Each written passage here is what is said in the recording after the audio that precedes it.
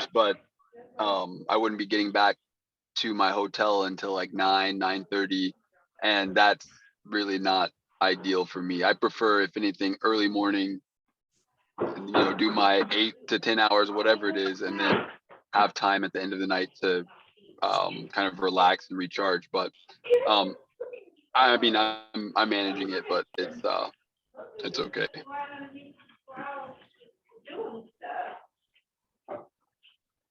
Mm.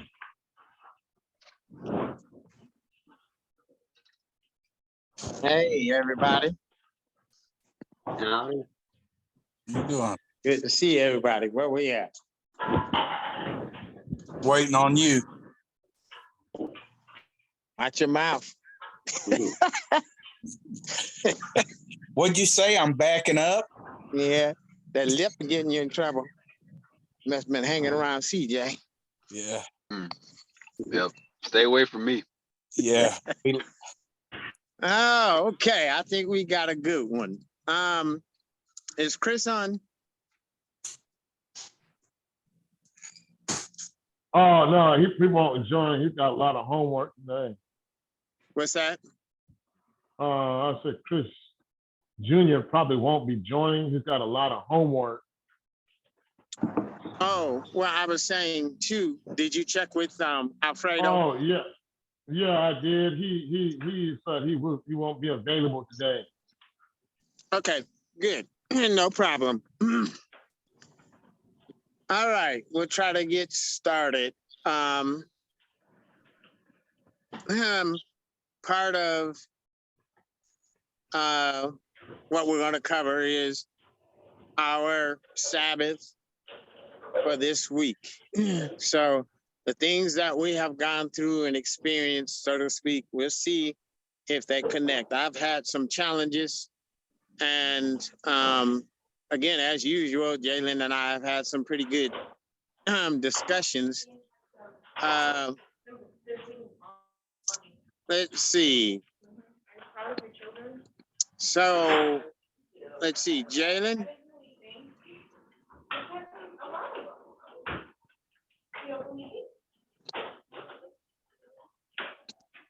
He must be asleep. Got his mute on.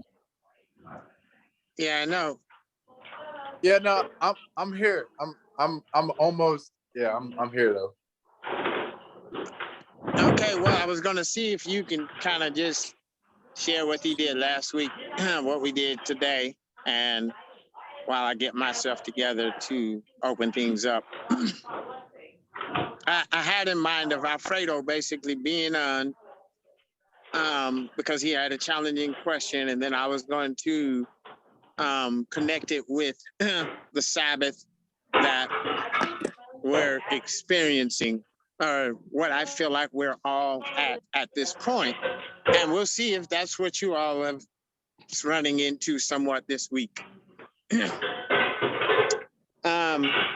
Hey, who's got the pots and pans? Does going everybody on? still remember what I mean by Sabbath?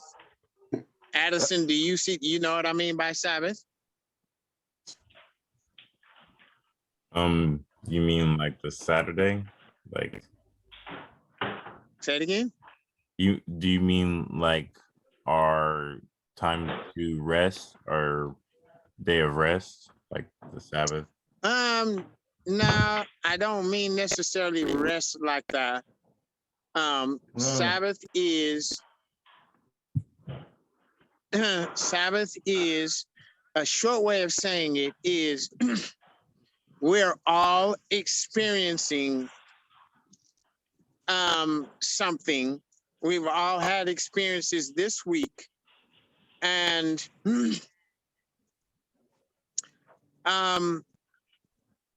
we're all in the same event at the same time. The way that we might look at it, when I hear you talk about your experience this week, it doesn't seem connected to my experience, but it is. And one thing that Sabbath does is it connects all of the experiences so that we see one or we're not seeing dividedly. I'm experiencing that, and nobody else is experiencing it. This is not their experience. They don't understand. It won't do that. It will pull us all together. Sabbath has the ability to cause us to see one thing, and that is to see alike through our experiences. Does that make sense? Yes, that makes sense. So the Sabbath allows us to see alike through all of our experiences. I understand that. So, for instance, if you were to say rest, we read the Bible and it talks about rest. So, if you were to say rest, then my question would be very interesting if you read it in the book of Hebrews and how it says it. My question would be, is something divided? Does it have the ability to rest? If something is divided, does it have the ability to rest? Yes. So let me ask you another way. In the context of the way that scripture put it, does it put it as rest being not an individual thing or an independent thing? Does it put rest as being a collective thing, a body of people? Does it put it as an individual? Or because the way we think today is rest is individual. I slept at 3 o'clock this today and took me a nap, and so I got rest. Where you didn't get it. But the context of rest in scripture, is the foundation of it impacted by how we are one? Or is it individual? I think it's impacted by how we are one. So then we cannot be rest if we don't find oneness. Yes. Does that make sense? Yes, that makes sense. Okay. Michael, does that make sense? Because you usually have the I didn't get that all together. Did that make sense?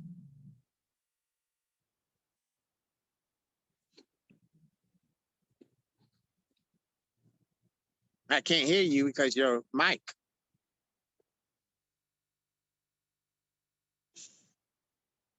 Did that make sense, Michael?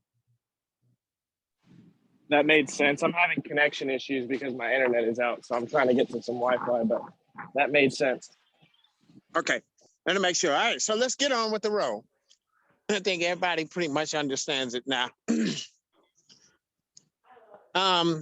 Look, that's a wild man crossing the street.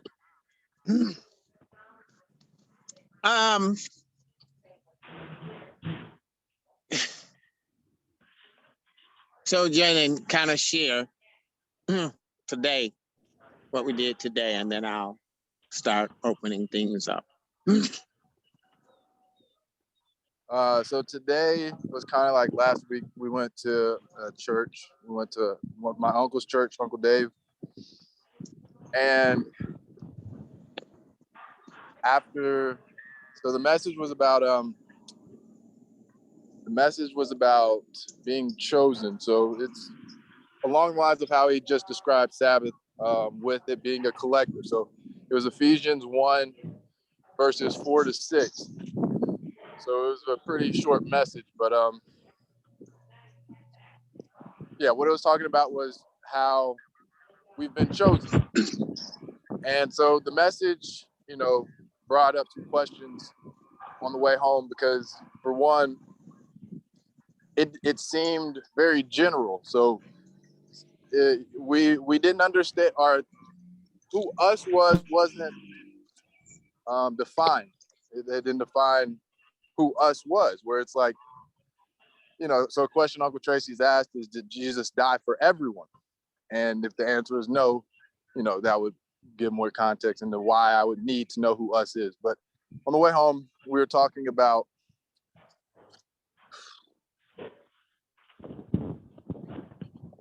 a lot of stuff. But, okay.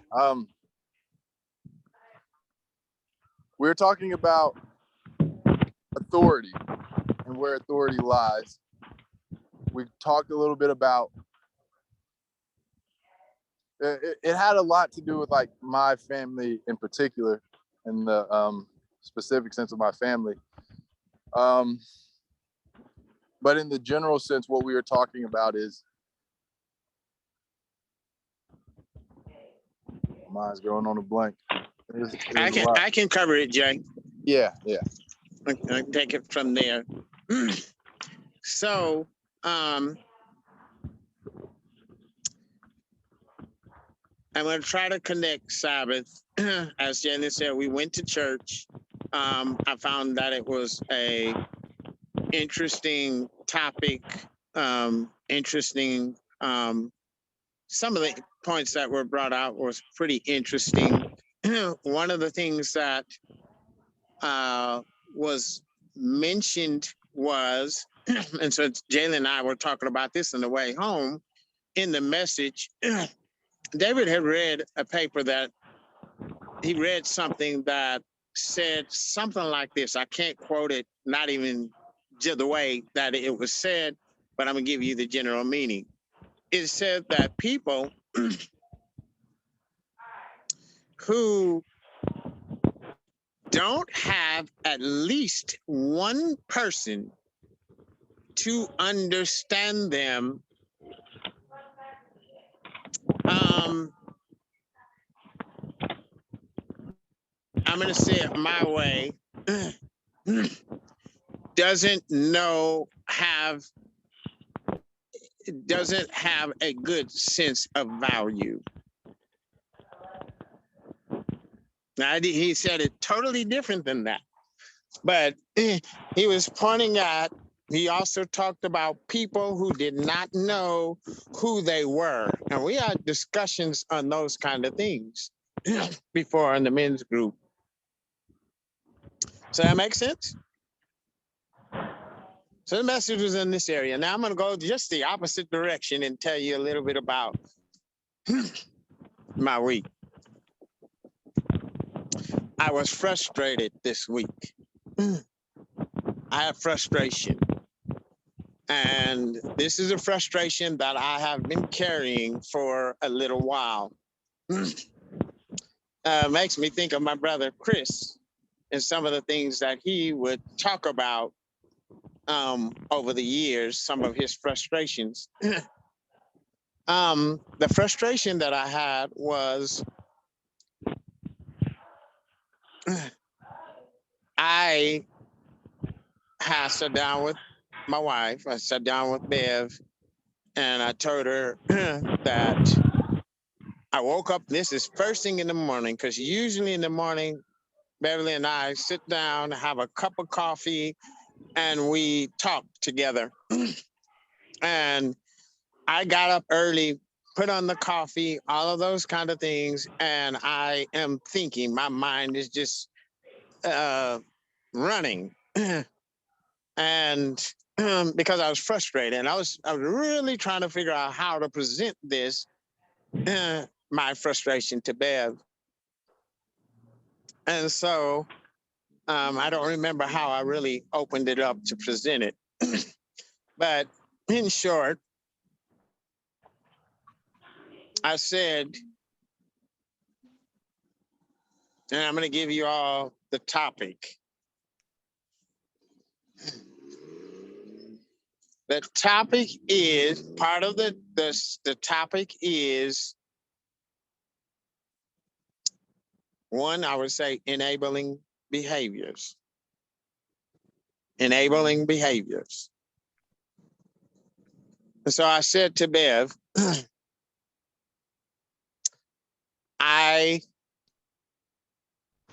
you have not reached your potential.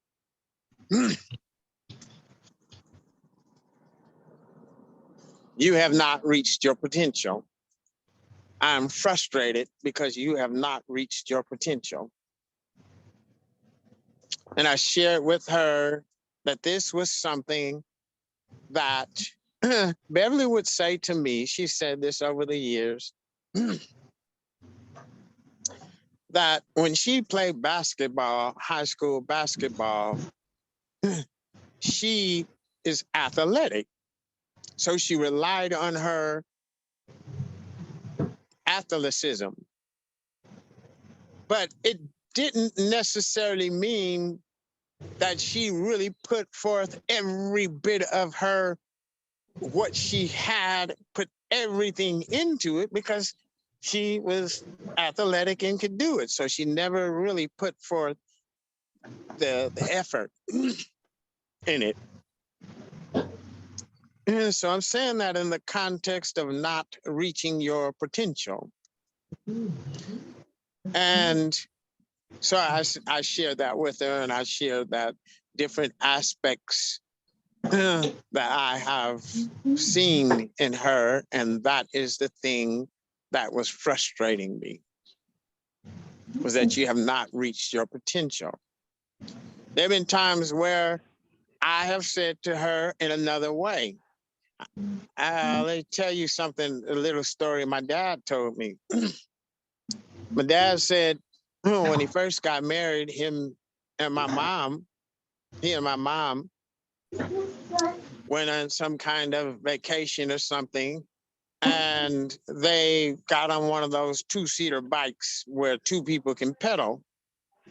And so they're riding the bike together and moving along pretty good. And after a while, they hit a hill and they're pedaling and pedaling. And of course, going uphill is going to get harder. And so my dad said it got hard, super hard. And he said, as he was going uphill, they were pumping, he turned around and he said, my mom's legs was dangling like this. She didn't have her, she was not pedaling at all. And he was doing all the pedaling. And so that's why it was so hard.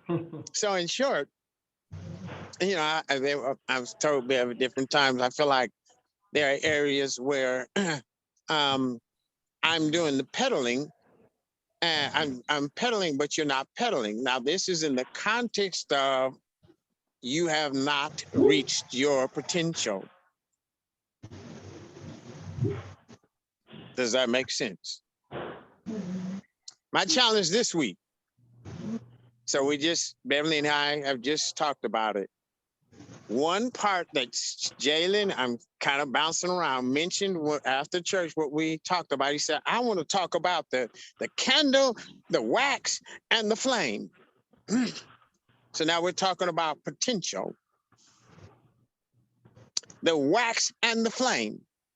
We're talking about frustration in relationships in light of the wax and the flame that comes up. We're talking about that in light of someone or the woman not reaching the potential. Am I making sense? And through that, we're also talking about enabling behaviors. What is an enabling behavior? In this conversation with Bev, what she said to me, one of the things that she said to me, which points to enabling behavior, was that I, over the years, I've always kind of worked for myself, or had been self-employed, all of those kind of things. And she has aided me in the business. So on the side of that, it can also look like, since I'm helping you, I cannot do certain things. I'm inhibited from doing those things because I'm having to help you. And so as I processed it, it was, I am needy. I am not fully functioning. Tracy is not fully functioning right. And so she has to help me. And that's taken away from her energy. Does that make sense? The conversation went this far. if if you could carry your own weight, then I wouldn't have to do that. Then I would be able to do this. That makes sense. And so as this part came up, I said, look, you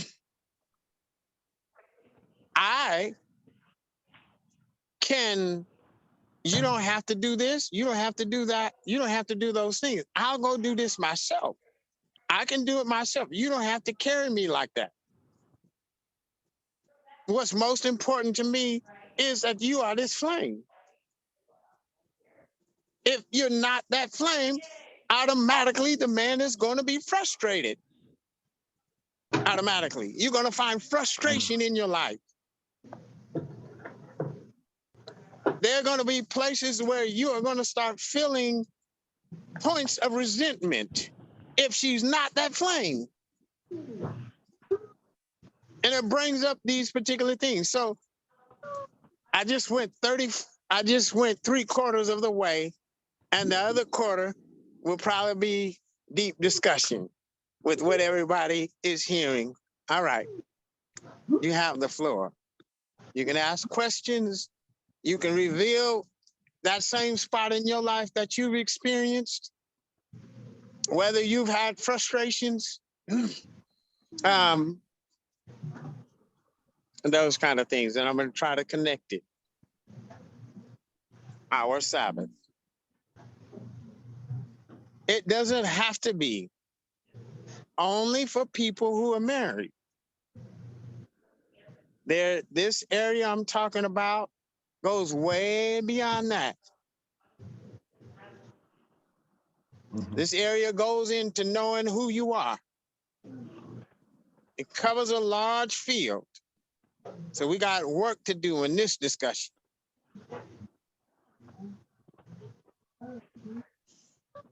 I will say that I experienced some of that, and I've been dealing with it for a little bit. And I told the story of similar things, that she has to know who she is in order to be able to stand on solid ground. I think that sometimes when we're dealing with patriarchy, it can sound like the man's responsible for everything. I can sit back and let him pedal, so to speak. Because when you say stuff like the story I heard Uncle Tracy said that the Bible is written for the man, it can be taken in that concept that I don't have to do anything except let him pedal. But let me see your mouth, Mac. I can see. Go ahead. It'll sound like that I don't have to do anything but let him pedal, because the Bible's written for the man. What do I have to do? I don't have to do anything. But understanding that the spirit is not something with gender, I'd say. The spirit doesn't apply to gender as much. Everybody is spirit. That is who you are. You are a part of God. So the same rules, in a sense, of meeting your potential applies to woman as it does to man. If you were spirit first and you go into your spirit is in a male body, obviously male things apply to you and the male side of things apply to you, but you're still going to reach your potential. If you're female, your spirit's in a female body, then you're female and you have to reach your potential. It's not only on a man. And that's what I've been arguing in my relationship. Wow. So a part of what, and if I'm wrong, correct me, Micaiah, a part of it, if I sum up what you're saying a little bit, is roles that sometimes our relationships take on roles. This is the man's role. This is the woman's role. And a part of what I got from what you said is, this is not about roles. This is not the man's job per se, or the woman's job per se. It's not dealing with it from a role perspective. Very powerful, powerful point. I am not solving that yet, but you bring up a very interesting point when you say, so the question is, what causes us to go into this is the man's role, so I don't have to do this, or this is the woman's role, so I don't, what causes that? Point number 2 of my week, duality. Seeing two opposing pictures. If you always think that something has to be in opposition and two things cannot not coexist, but be related to each other and help each other and have some similar values like the spirit, then you will always see demon and angel. You always see God and devil and always be in opposition. Can you say it's an intimate relationship if you have roles?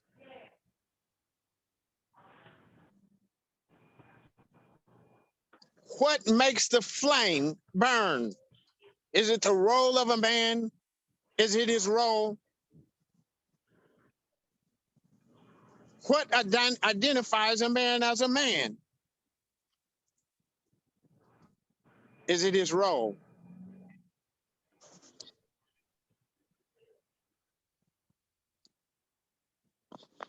Who are you? Man, men, who are you?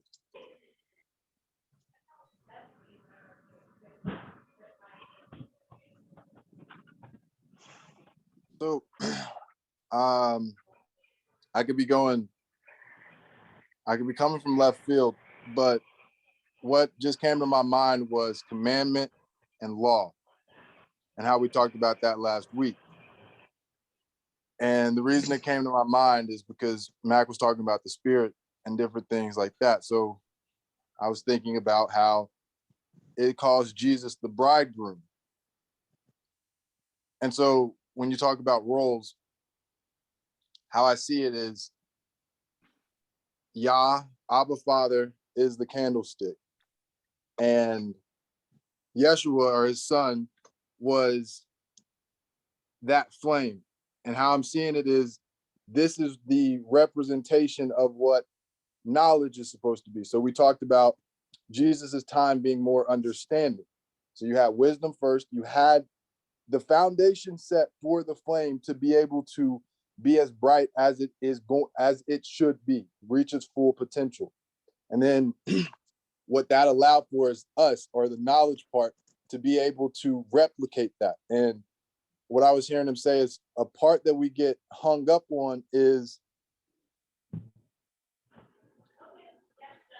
it's either we always push it instead of accepting, I guess, the role. Like instead of accepting who we are, if that makes sense. So as a man, your job is to be the candlestick or the wax.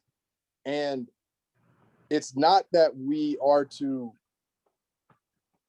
make the flame burn per se, but we're supposed to have that firm foundation that the flame can burn. And so it's like, I'm not sure, but that was a picture that I was getting, that we have the representation set. So you were talking about frustration and different things like that.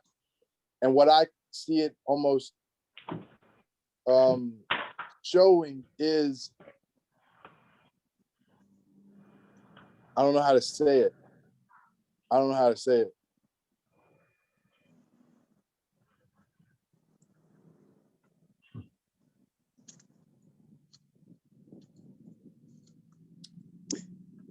I think what you said, right, it makes sense to me, Jalen. The wax and the candles, the wax and the flame. Again, the flame is what is the representation. It represents the man. It represents the wax. And on the other hand, you would say the wax represents the flame. If you were to say it another way, the crown testifies of who is wearing it. But who puts it on top testifies, who puts it on top of his head. If he puts it on top of his head, is testifying something of that crown.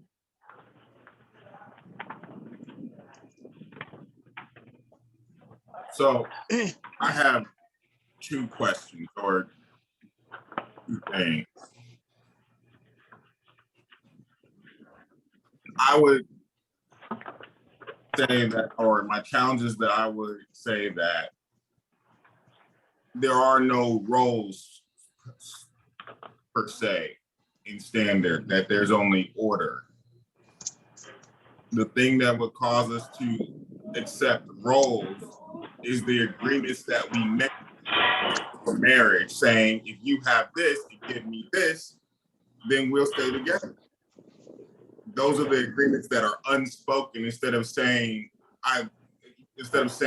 this is what you're giving and this is what I'm giving for us to stay together, we say, I love you very much, not I have this for you. But that's the unspoken agreement that goes into marriage. Micaiah, if I've got the word right, you just really spoke some powerful Hebrew words. We have a tendency from being under a Greek mindset and a Greek ideology to think roles, but it's a totally different thing. Order is totally different than roles. Order is totally different than roles. It can look the same, but order is different than roles. So we need to identify that the man is he sets, in one sense, you can say the father of the house sets the order. And if there is no foundation, no father, then what happens is the order is chaotic.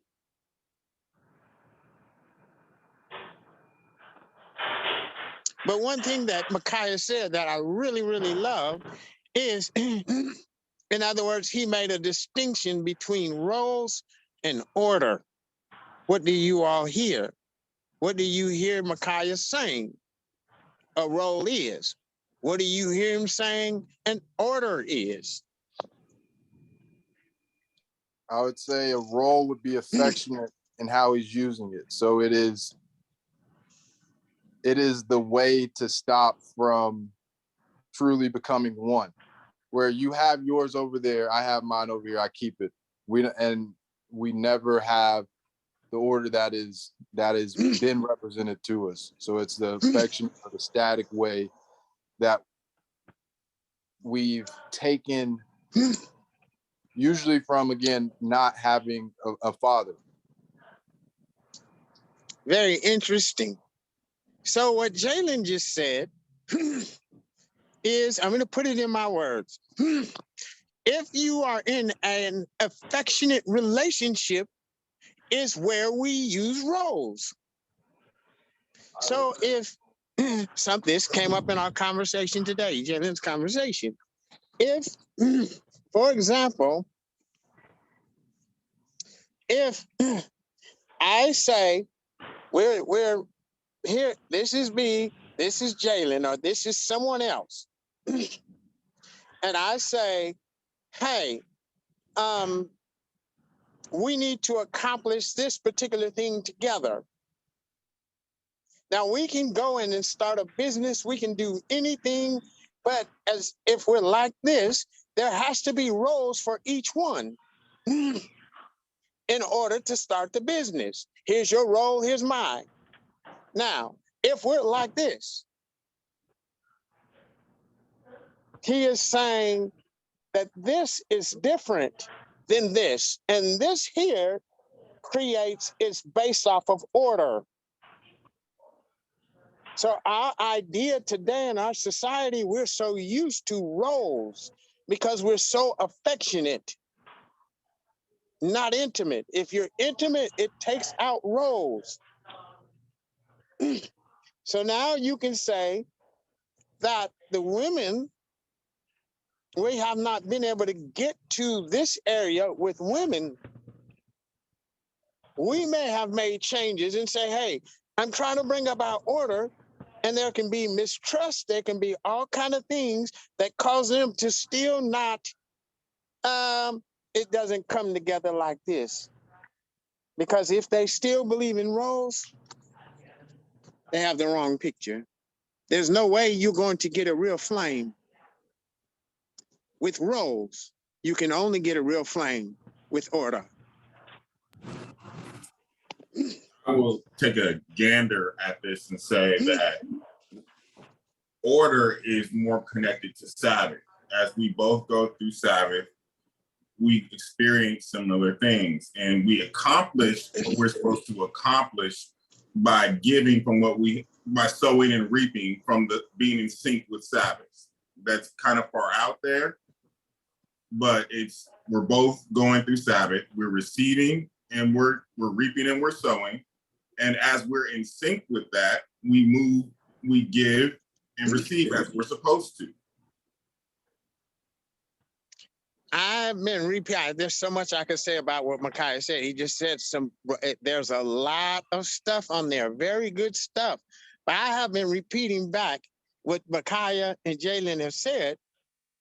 The rest of you are going to have to repeat back what you think they are saying.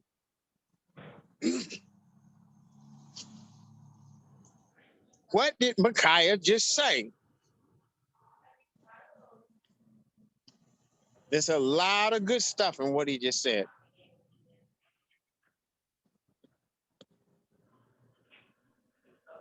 I'll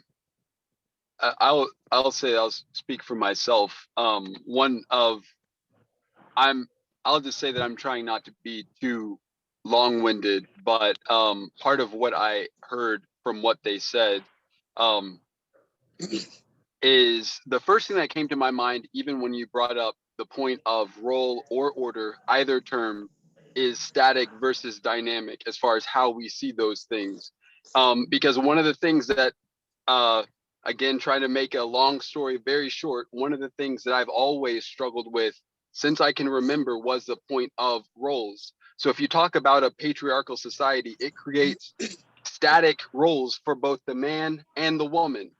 There are areas in which one of the things that popped into my mind, one of the things that you have spoken on, Uncle Tracy, but have also demonstrated is in an affectionate relationship on either side, you can get to the point to where one party is demanding something from the other without being intimate, without making the necessary sacrifices to be one, to act as one, to make change, whatever you want to say. But so often we get stuck in stalemates without understanding how to identify and meet the challenge or the opportunity that is in front of us. So on one hand, one of the lessons that I learned was the difference between demand and command. So as far as on whatever that requires of either party, that was something that I learned. In part of your, I'm jumping, but in part of your illustration of your dad and your mom, in my mind, again, patriarchal society and the static nature of the roles that it creates creates inferior men and creates inferior women. I see a woman who does not understand how she contributes to be a product of a patriarchal society. A woman that does not understand her value and how she contributes. And we as men have fallen into the same issue, the same trap in because of the nature of this representation of what it means to be a man. We are less and act less than what we are supposed to be. So there has been a challenge that I see personally, that I take personally in as far as how I push or I seek something as much as I should come to the second part to hold accountable who I am in relationship with, because what you shared just happens to be almost to the T something that I'm struggling with in a relationship of mine. I also think one thing that almost ties it together for me, because somebody mentioned, I know you all have mentioned it in different ways. One of the things that comes to my mind that Jalen said in response to what Micaiah shared and what you shared was the point of affectionate versus intimate. And it's interesting because to me, as you said, this is something that I've always struggled with because in a relationship. So for example, my relationship with my wife, whoever she is out there, but my potential is as much my potential is her potential.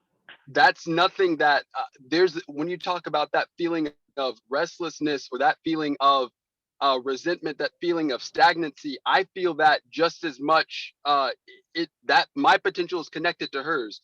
My growth is connected to hers. Those things cannot be separate. If they are, that means that we are affectionate, that it's just even when you talk about marriage in and of itself, that is something that I would say we have an inferior representation of. We have, again, what a marriage should be, but that's not necessarily, we have our idea of what a marriage should be and who should do what and how we should get all that kind of stuff, but that's not necessarily the dynamic representation that you all have brought up, whether it is candlestick and flame, whether it is what Micaiah was talking about as far as really something becoming one, and that's the connection. So whether it is husband and relationship between a husband and wife, whether it is a community, so a family, for example, and how if there is a lack of contribution or a lack of movement within that family, it takes from that unit when we're not in sync and working together. So anyway, I was getting that that kind of picture kind of compounds in my mind. Just to give some examples, the point of family or the point of people, as we've talked about, where we are, for example, as Black people. So anyway, that's what I heard and what I'm responding to from what y'all have said. I can't recap, CJ, but very good. You hit there. You gave some very good things that really reflect on cause, the cause of it, things like that.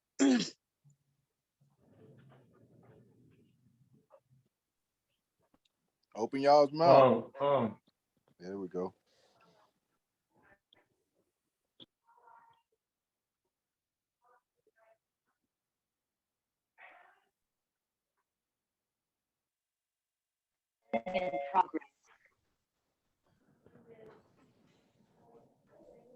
Chris, did you have something to say? Yeah, I was waiting for Jalen. I don't know if you want to speak, Jalen. Nah. I'm waiting on y'all. Yeah, go ahead. Oh, okay. This conversation reminds me. Well, the start of the conversation reminded me of my week that I throughout this week what I experienced, and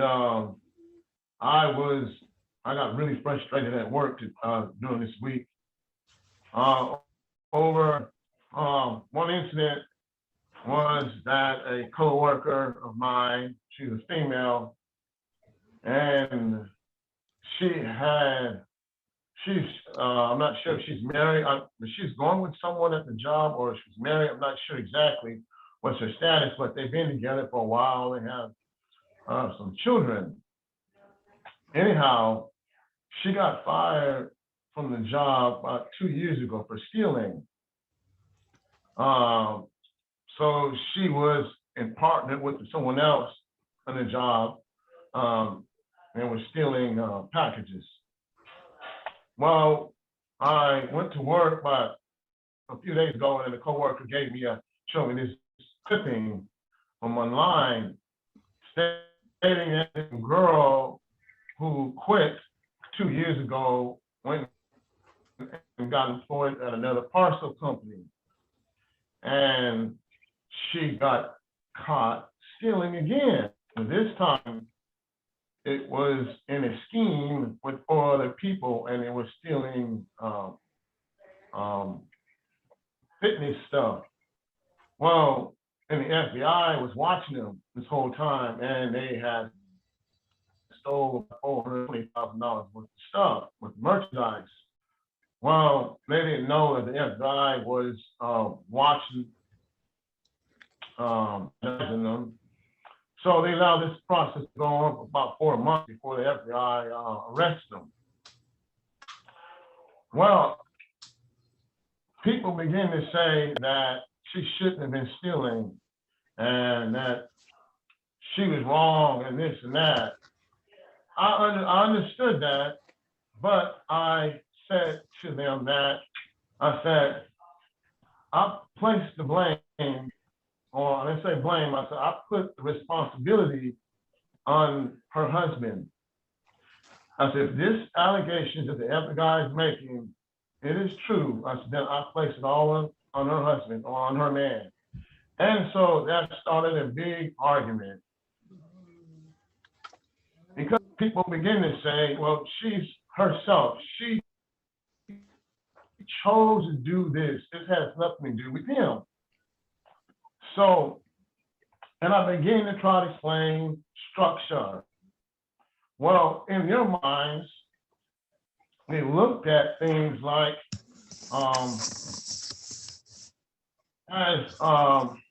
what's the word we were using?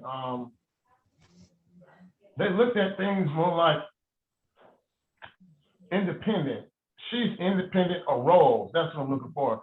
They look like, well, she has a role, he has a role, and so he's doing his role, he's working, he's doing his thing, but she chose to do this.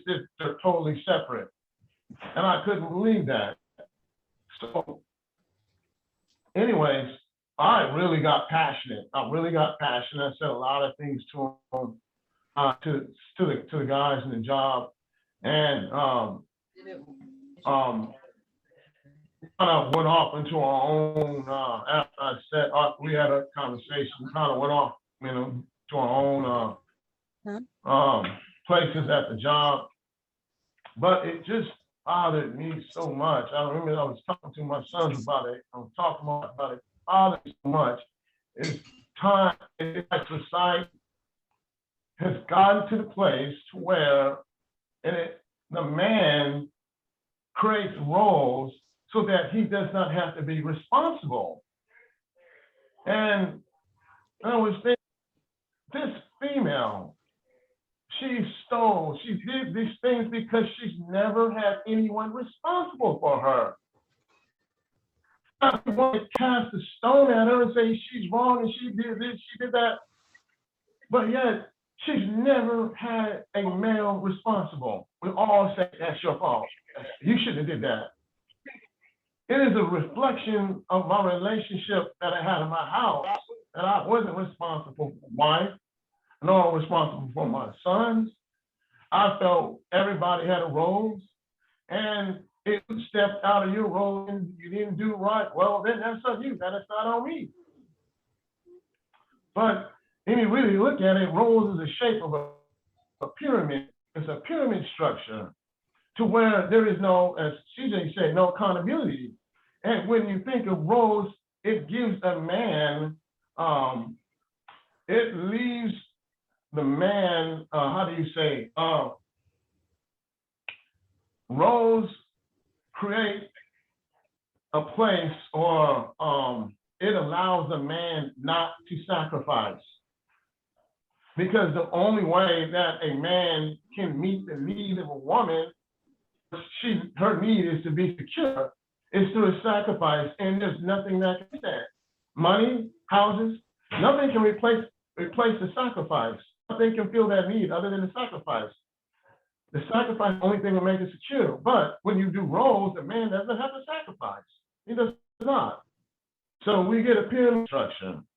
And I just So this conversation is really interesting because it really shines on how I was feeling throughout the week. I'm telling you, I was that frustrated. I was really frustrated.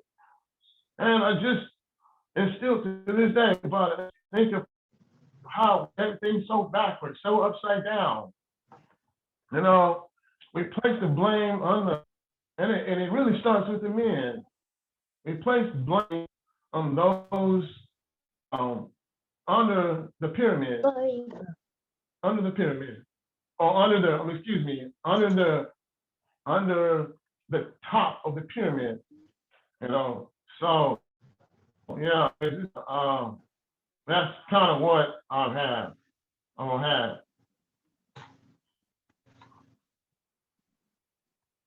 So what you're saying then is that those who are most responsibility, or those who should be the most responsible, find a way to not be held accountable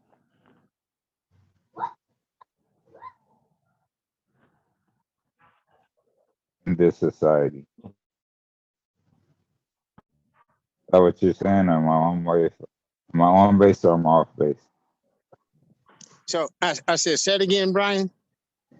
Based off of what Chris is saying, can you see my lips? Based off of what Chris is saying, he's saying that those who should have the most responsibility in society are in other words, finding a way to shirk that responsibility and place it on others who are more vulnerable. Yes. Yes. And that is something that I think we have normalized. That's what I'm thinking.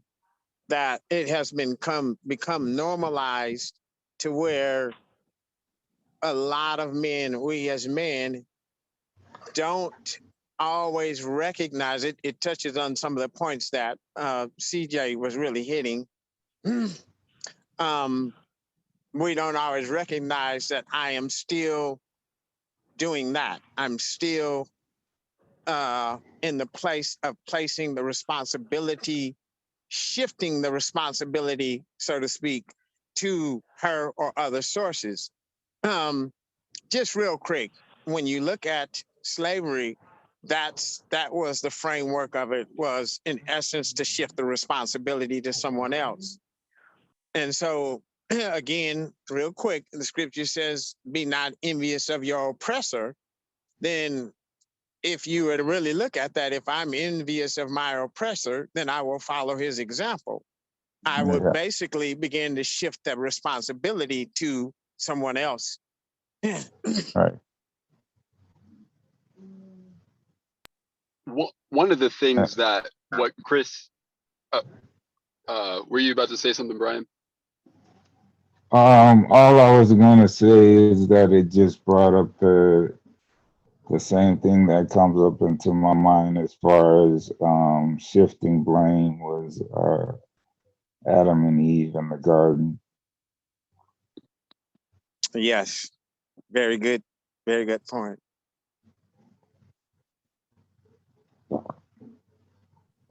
Yeah, and that connects kind of what was on my mind with what Chris said and even what Uncle Tracy mentioned, because I know we haven't specifically talked about it, but there is, Chris mentioned it, there is, there is accountability, or there are points of accountability, meaning that, and the way that I see responsibility, I mean, so I'm not, please challenge or correct or whatever if you see it differently, but even when we talk about it in, or with respect to God, God's relationship with us, it's, or even as men, it's not, how do I say this? Being responsible for someone is not necessarily to accept the blame or whatever for the fault or the sin that's made. So the way that part of how I see it, and I'm not quite sure how to communicate it, so I'll try saying it this way. Uncle Tracy, for example, has talked about judgment. That is a point of responsibility. That is not to say that in the example that you gave, Chris, that man was I don't know, the necessarily even the reason why his wife stole something, or he pushed her to steal or whatever. But again, I know it's very general, but the responsibility in that sense to judge or to reflect on something, to cause it to shift, or I don't know how to say it, to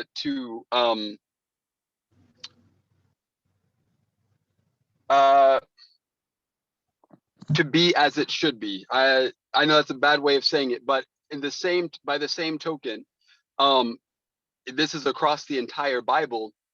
Even a verse that Jalen uses and is brought up a couple of times, where he talks about my spirit shall not always strive with man, but the action in, this is going to sound weird, but the responsibility that God takes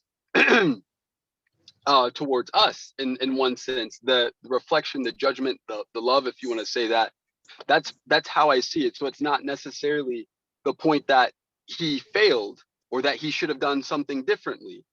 And if that vaguely makes any sense, I think that's part of where the conflict sometimes can be in my mind. There are areas where I didn't handle something correctly in a relationship, but there are also areas, even when Uncle Tracy talks about enabling, the specific instance that he brought up in this call, and what I've been experiencing is that it's not necessarily accepting the fault of something, but still being responsible in that you judge, or I feel like the more that I talk about it, the more convoluted it'll get, but I will leave it at that and see if anybody has any questions for clarification, or was able to piece together what I was trying to say. So part of what I heard you say, CJ, is that it should never be about where the blame lies. It's not about the blame being with the man or the woman. We should be concerned with accountability and healing. So saying it's his fault he didn't do this, or it's her fault she shouldn't have done that, or this is where this should have been applied, is almost irrelevant, because it happens and there are lapses on both sides. Because there's accountability, a man should have accountability, a woman should have. I would like to add to that, my thought on that is that I know for a fact that I get very caught up in judging where to place blame on something for myself, and watching it the rest of the world.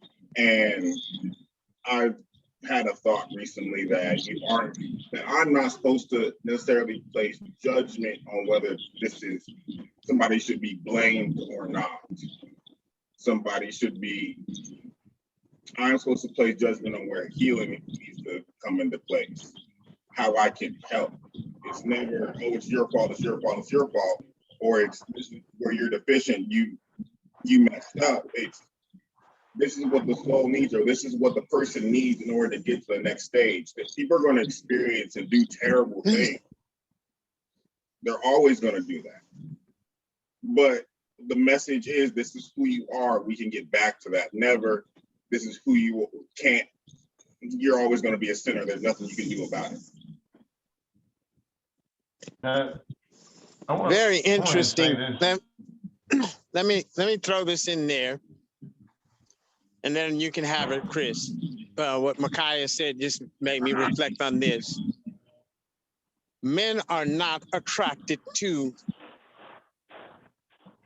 in one sense, you would say men are not healthily attracted to women that are not a flame.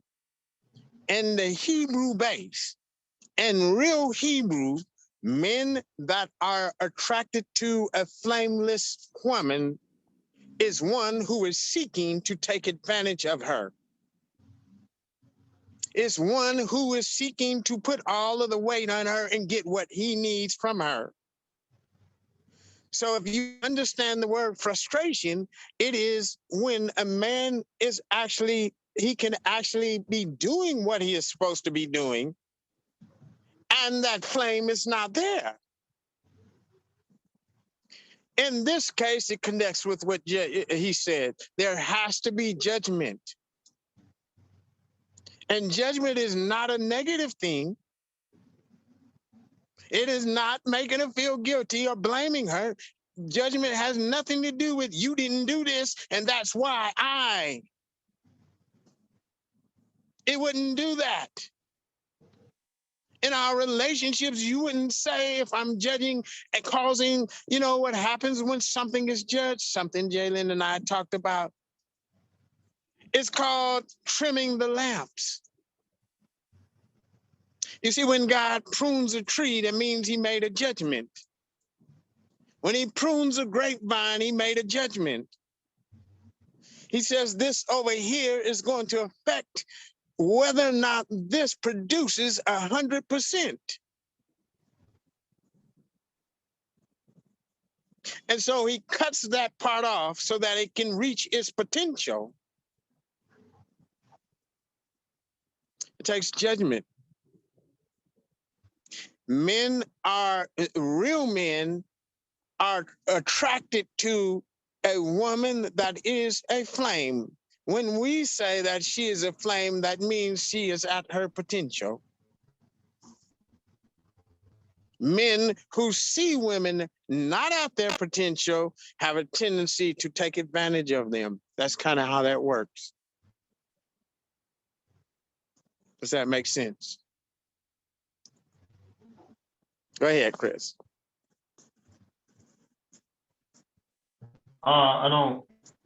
I'm not trying. What you said, I'm trying to shift it back to what we were talking about earlier.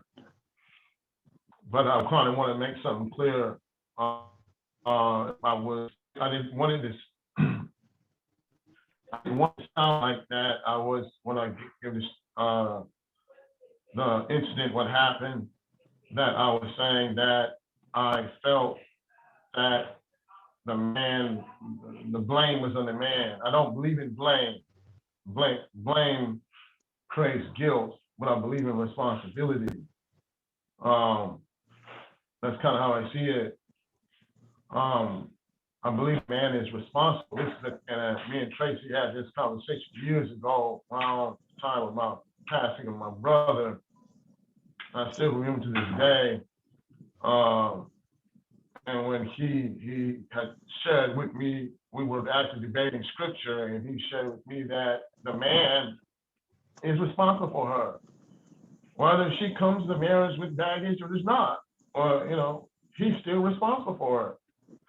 So, and I didn't always see things that way.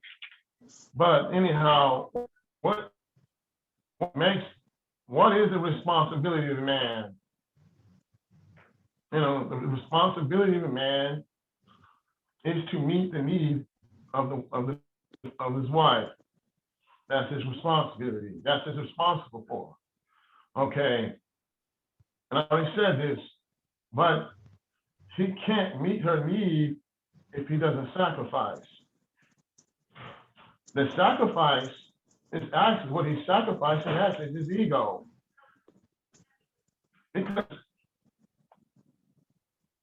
what happens is when a man has an ego, he's not trying to, how do you say,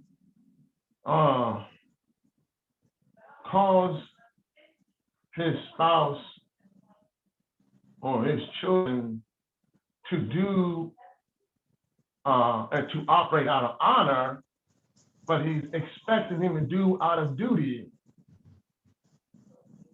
Okay. If you have that and he expects her to operate out of duty, then you create what we're calling roles right now.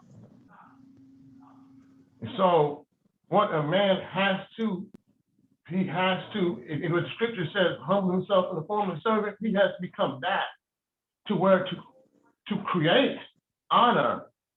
And that's the flame. So, this is what troubled me, is that this structure, this order is totally erased. And because it's erased, you have what Tracy's talking about. I don't even know how to put it, because I actually talked about this with some other people. What's happening between man and a woman, while the women are being taken advantage of because she's not confident. But the reason why she's not confident, because no one actually took responsibility for her. No one actually sacrificed for her to produce honor. So what she does is lower her standard. And then the man jumps on and he takes advantage of her. So it's like an endless cycle. And the only way to break it is what Tracy and CJ was saying, judgment. That's the only way.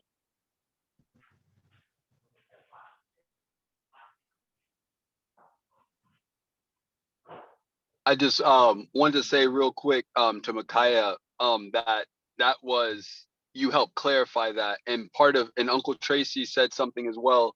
I'm blanking on that, but what it made me think of was the verse that talks about let patience have her perfect work. So even as Uncle Tracy is talking about this situation, and when he talks about judgment, bringing something to its potential, or seeing and striving towards a perfect picture of a candlestick and flame that work as one unit, is where is the basis of, or the foundation of, that judgment.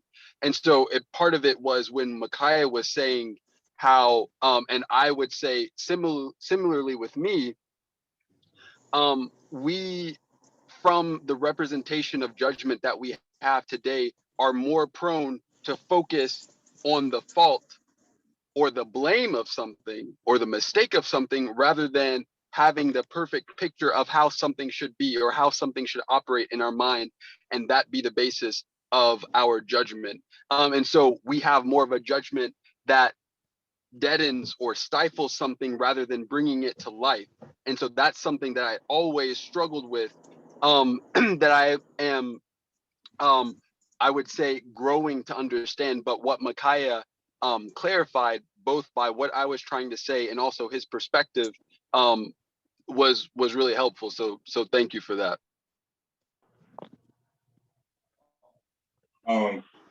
Addison, how has this impacted you?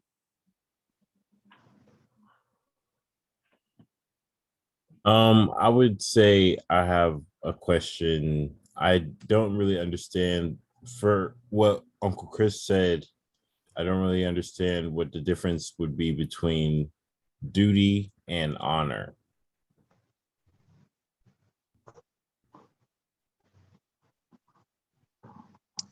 You understand this question, Chris? Yeah, I know how to answer that, but I was trying to leave that open if somebody else wanted to tackle that. I don't have any problem. Yeah, I don't have any problem trying to tackle that. The decision to take responsibility for a woman comes from different places. if you look at today's society, there is a rule for you. You want to be a good husband, this is one of your rules. This is one of your duties. You take care of the wife. You make sure she has what she needs. And that's one of the rules. The problem with it is the way that rule comes about is void of sacrifice. It's just information. You have information, you're responding to it. That's my duty. The honor part comes from a man's foundation. The first time a man is challenged, if he responds to the challenge the wrong way, he's going to have to follow some other kind of rules. He's going to have to resort to something different. But if the man deals with the challenge the right way, there's an element of sacrifice. The instant that proper sacrifice, which is basically a killing of the ego, I don't have the answer. The answer may have been given to me, but I'm not accepting it. I'm not accepting so much what people are saying or even the way I have it put together. I don't have the answer. When you come to terms and being vulnerable through the process and the answer comes to you, the answer comes so completely that you feel compelled to follow it out of honor. This is more of that intimate approach that the others were talking about versus affectionate. That intimate approach says I have a responsibility, and all of a sudden there is an endless amount of connecting pieces as to why it's important to honor. There are a lot of connecting pieces, and it's not something that's handed to you from another individual. It's not a pre-established rule that comes from a very affectionate patriarchy. Addison, does that just make a distinction there? Yes, that clarifies it. Like as a duty, it would be from someone else or from some belief or some ideal. Yes. All right, Chad, what do you have to All right, add to that? I have a phrase that keeps coming up, and it came up when everyone was talking, and it kind of differentiates between roles and order, and also differentiates between judgments, different types of judgments, correct and incorrect. And it seems like it even falls in with duty and honor. And the phrase that keeps coming to mind is Is what? counting debt. It's breaking up a little bit. Chad. What I'm seeing is that perspective. What you're doing, counting debt. Like if you have roles, then that person has a debt that is owed if they don't pay the debt. You're viewing it that way. When you have order, it's more like our debt. It's more like, well, you have a debt, let me take with like pruning the branches. If you prune a branch, you're not counting that cut off branch as a debt. In our world today, they would prune the branch and they would count that as a debt against the person for having the branch pruned. Hello. And that's like religion. Whereas when you What's up, bro?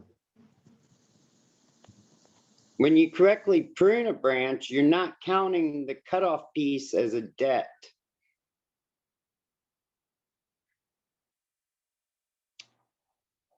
Now, I do have a question, another question for the group. Well, Chad, I heard your question. Okay. I think you said very well. That was very good what you said. And your illustration, excellent illustration. So I wanted to comment on that. I want you to keep your question just a minute. Addison, did that make sense?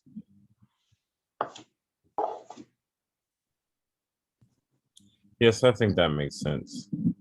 Okay, go ahead with your question, chat. As a man, does my potential vary or change depending on if I'm single or with a woman?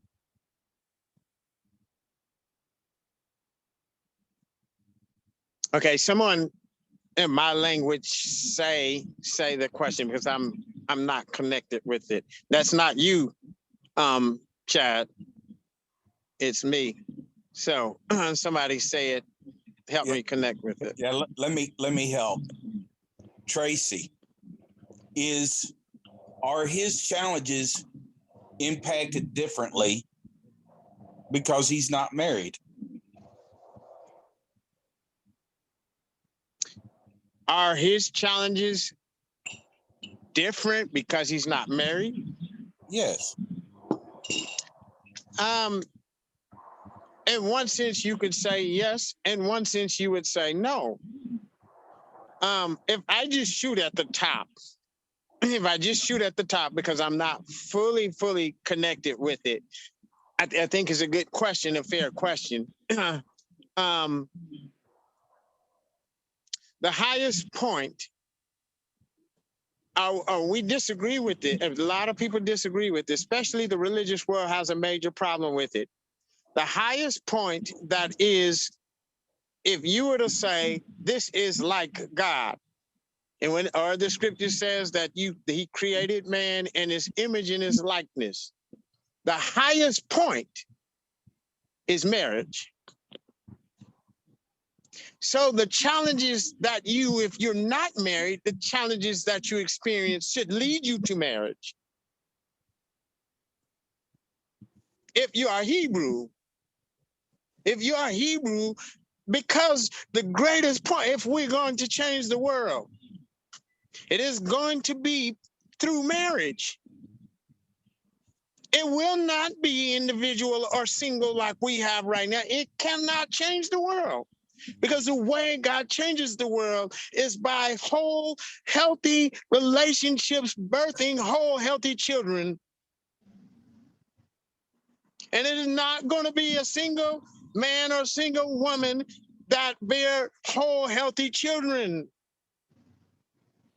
You see, when God said, be fruitful and multiply, he was actually saying, do as I do. Because when he made Adam and Eve, he multiplied himself. When he made Adam and Eve, he multiplied himself.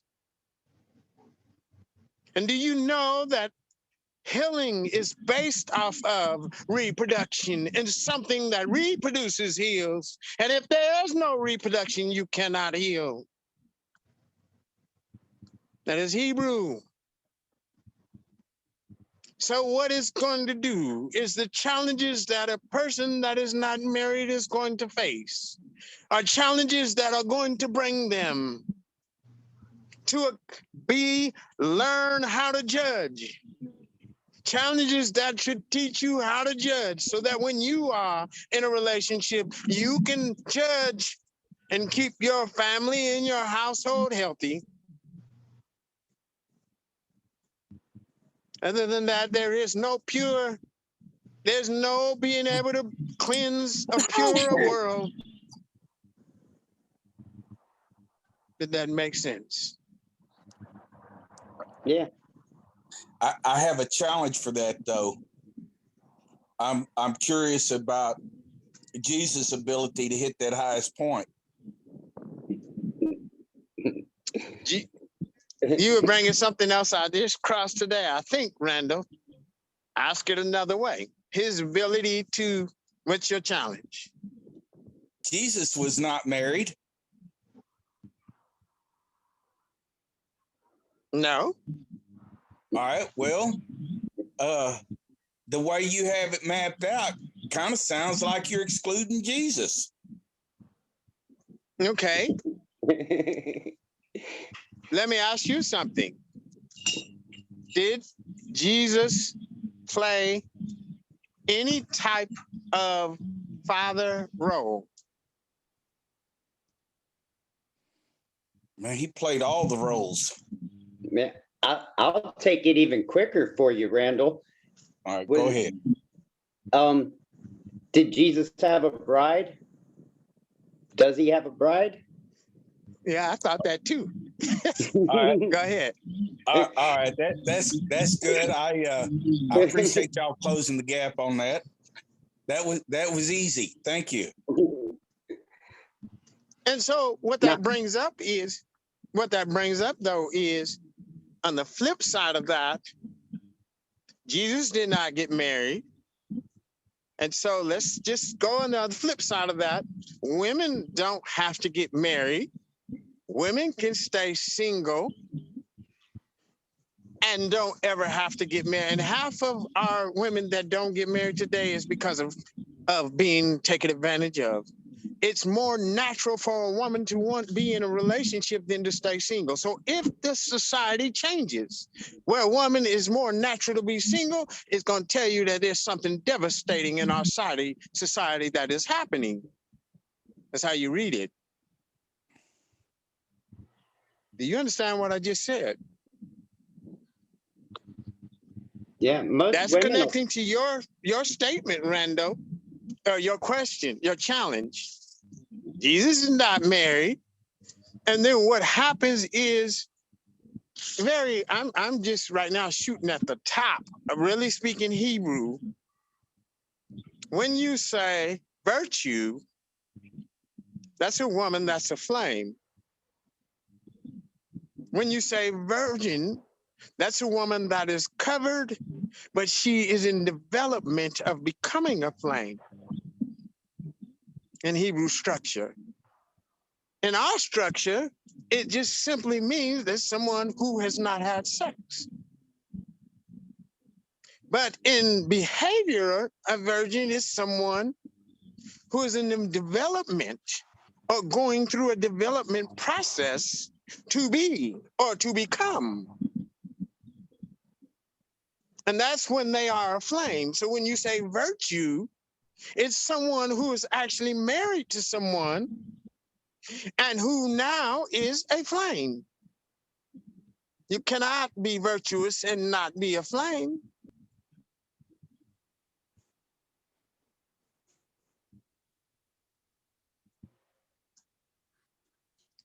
So I am somewhat refuting the idea because I have been challenged by that, Rando, in other ways. I've been challenged by, well, there are Virgin Mary, there's virgins. A virgin has not reached her potential.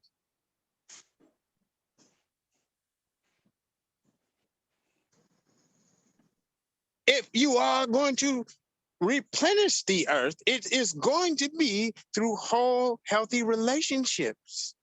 If you're going to make it a new heaven and a new earth, it's going to be through whole, healthy relationships.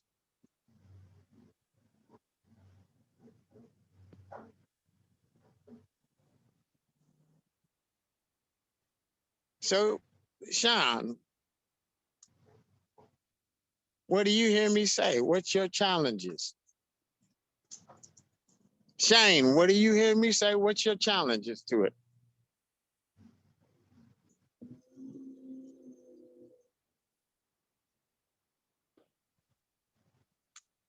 I think that makes sense. Really, about the relationships, how relationships, I interpret it as how the relationships will make the world whole. Because what it does is, well, good relationships, but it will basically be a nurturing place for every person. So, well, yes, it'll be a nurturing home. It'll be like a new Eden in a sense.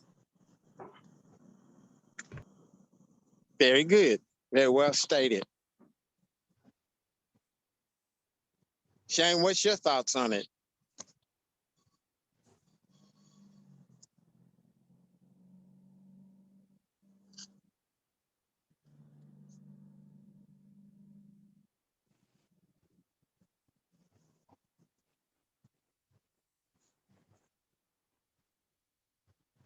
I don't know if All he's right, on. Shane might be asleep. Uh, See, they put me to sleep. So there's so much to what we're really talking about. There are so many things that still a lot of meat on the subject. A whole lot of meat on the subject. Brian, Yeah. do you have any challenges to it? Any questions?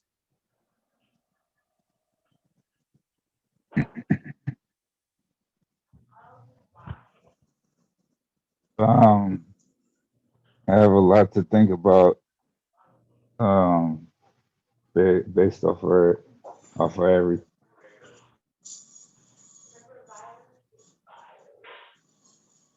Okay. One of the things that I feel like we have not really clarified, CJ hit some, is enabling behaviors. One of the things that comes up Where they is go. if my phone is making too much noise, let me know. I'm outside in the wind. Hold on just a minute. I have a loud. All right.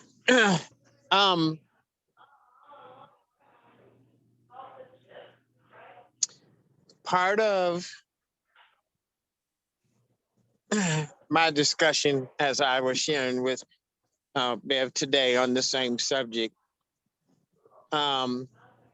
she said to me, my wife has never had a job, that she's never really had. She's helped me. Like I said, she's gone out on jobs with me. She's helped do things, those kind of things. But to just have a independent 9 to 5, she has never had anything like that. Partially because we were taught when we were in the church, we were really taught not to that the women didn't work, different things like that. We never really challenged it to understand the real depths and meaning of that. So it was an accepted thing that women did not work. And which also I think added to the enabling behavior or role, how we saw roles. So so Beverly had not worked or anything like that. And she was saying that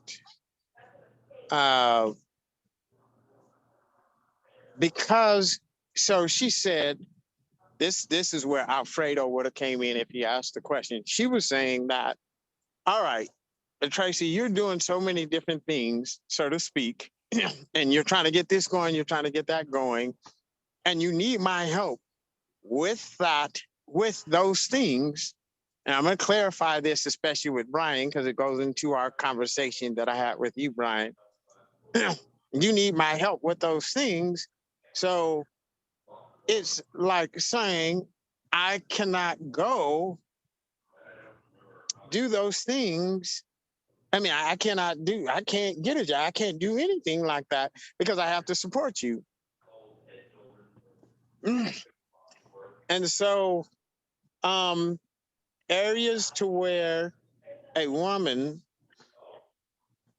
at times has been gotten so used to the precondition, this is where I'm saying how they can be enabled or enabling the man in the negative by constantly supporting him. And it's actually, I'm supporting him because let's say I have nothing else to do. Did that make sense? Areas to where allow that man to work through whatever he needs to work through to accomplish this particular thing, as opposed to, I got to help him. Allow that man to face certain challenges instead of, but let's say your wife was taught in the church that you don't have to work. There's two things are happening when that happens. One is she is not getting the challenges that she really needs to. When I say work, I am not just specifically saying that a woman has to work a job to find challenges. It's not the point. It's an example. If she does not have, if she doesn't, it's like saying have a worth.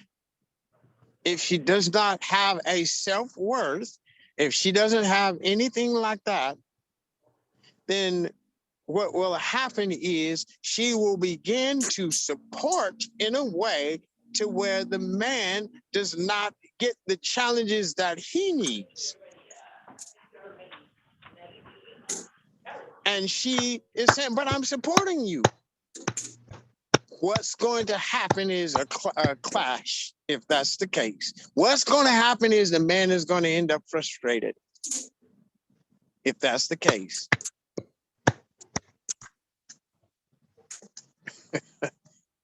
Did that make sense? Makes total sense. I mean, I may as well have a bottle in my mouth right now. All right. Just real quick, I have been working with Brian in healing. And Brian has a journey.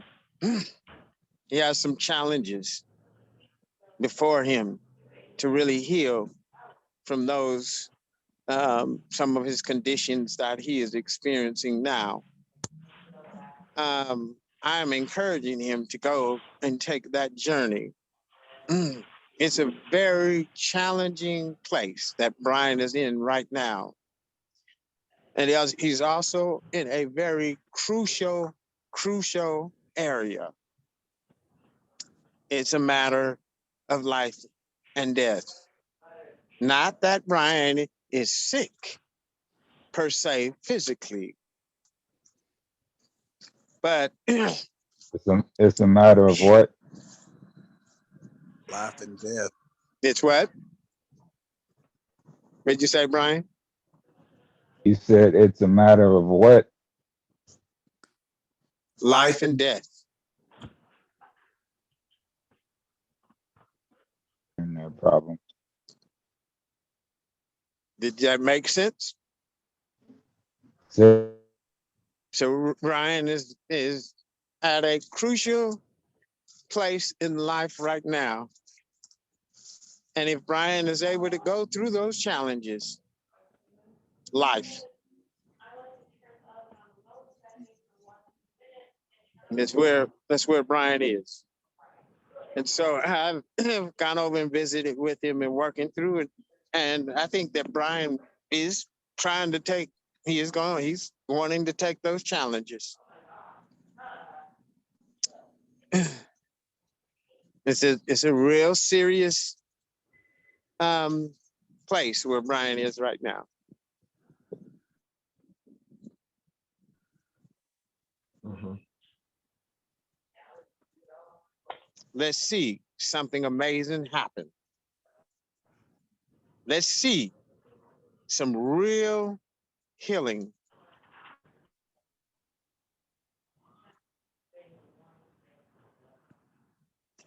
All right. Anybody have anything to say? What's beautiful? What's beautiful, and when I hear you share that, is that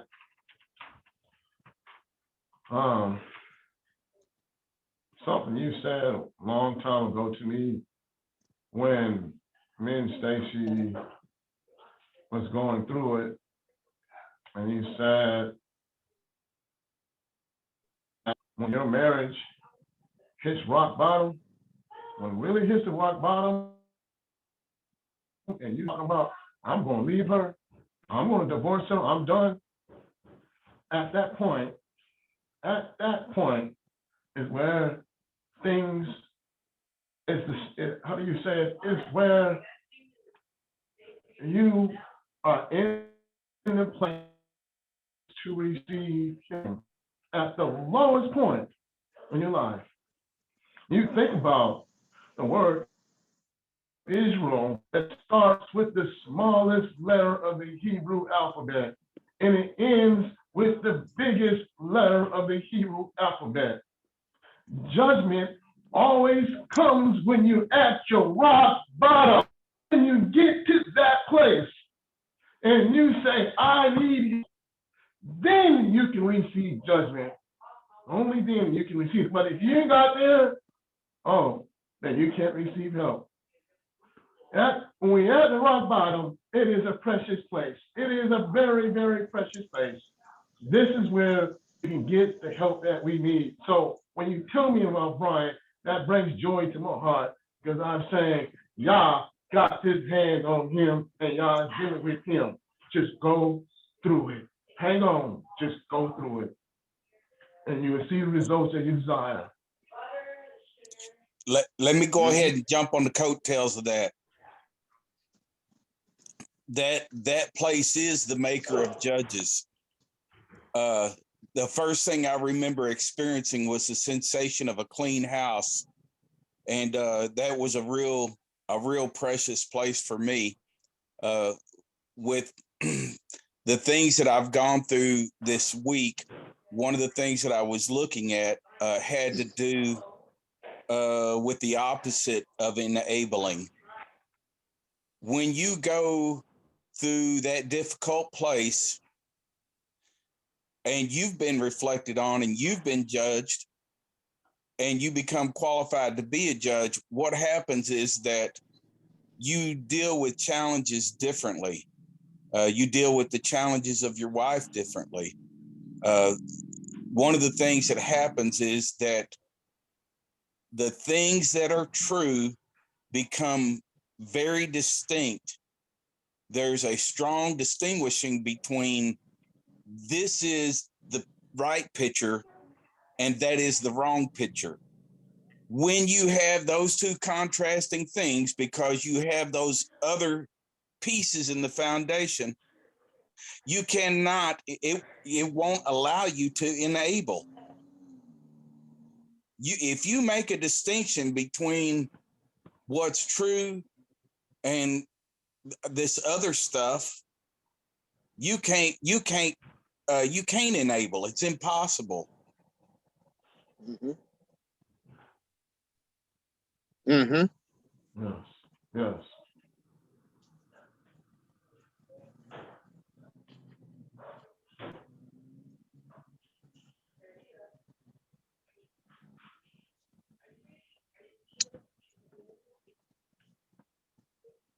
Michael, we haven't heard nothing from you. Hey, Uncle Tracy, I'm back. I had a real bad connection issue. Okay, I saw that.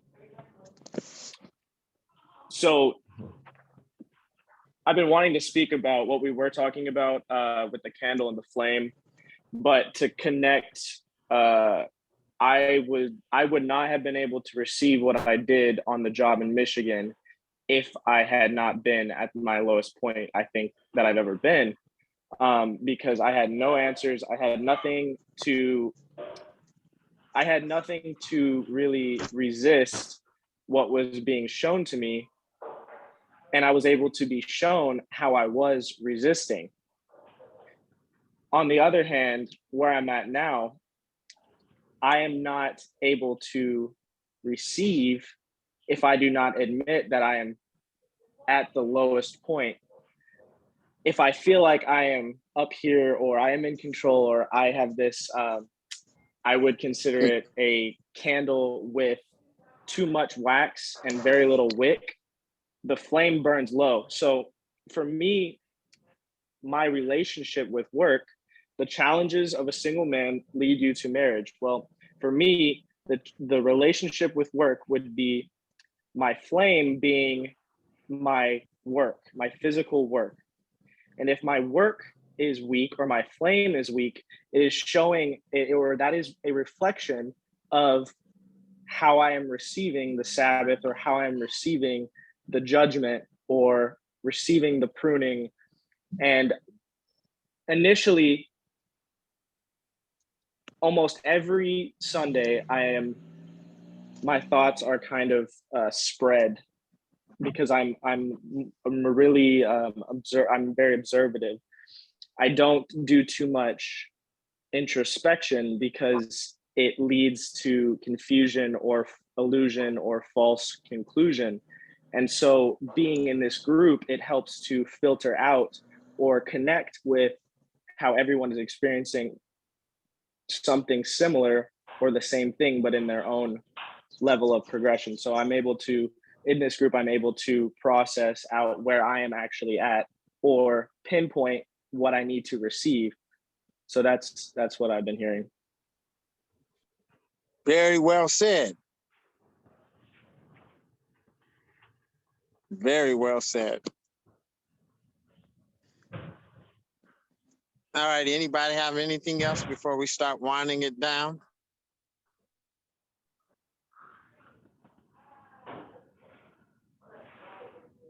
I like see if Chad can summarize everything that was said today.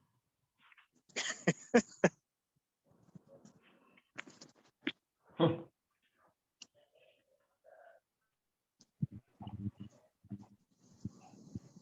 not sure I can summarize it all in one short little sentence, but You usually do pretty good. You usually basically do pretty good. it takes me a little more time than that. It takes me a day.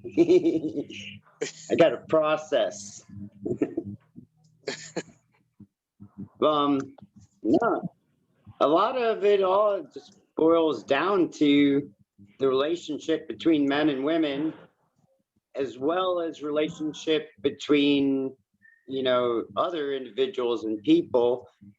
And, you know, our position and role as we hold to ourselves and what we're going to hold others to. And yeah, I would honestly say a lot of it really does boil down to self-value and how you value yourself, because how you value yourself is going to determine what role you take on for yourself and what role you put on to others, which is going to determine the entire relationship. And somewhere under the surface of it all was the Sabbath and being communal, a community within our order. And I don't think that that came out as full as it needs to at this point in time, but I think it will. Okay. Makes sense. And just to add this in there for all you guys, as much as your wife's frustrate you, I'm still a little bit envious of not having a wife. So enjoy your frustration. And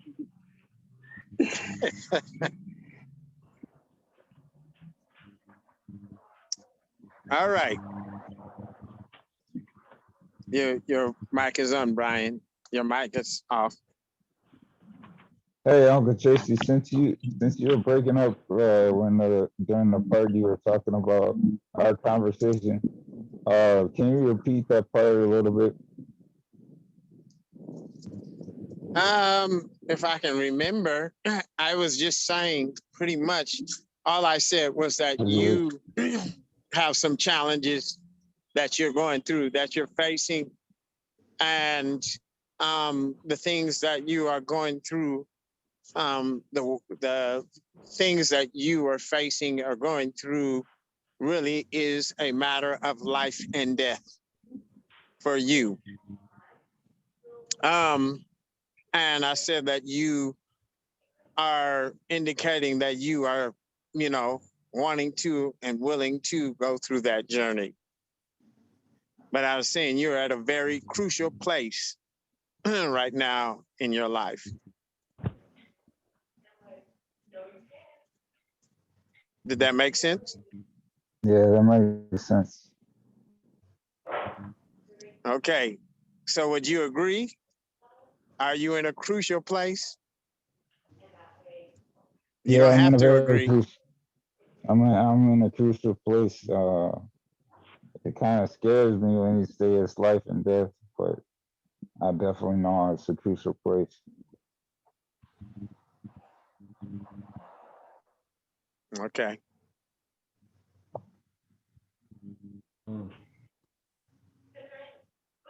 All right. Well, that's why I'm here, to be around the community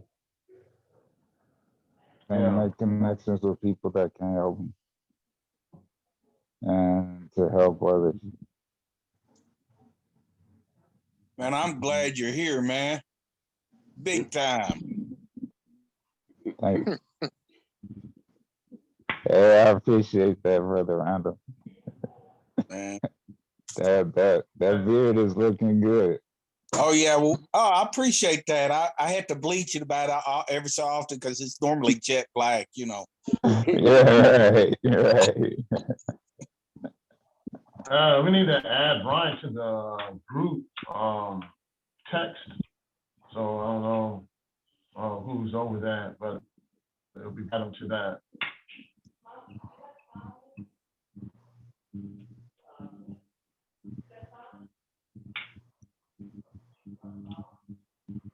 Yep, sounds good to me. You guys have my number.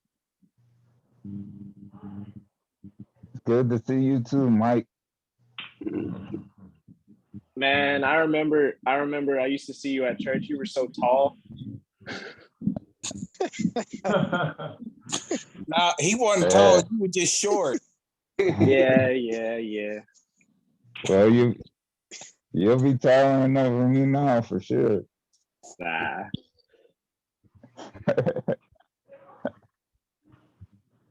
Don't worry about that height no more. It's gone.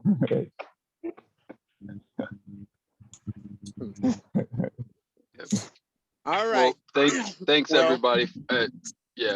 For the conversation and for initiating the topic. It was very interesting. So very good. All right. All right. We'll see y'all later. Have a good week, guys.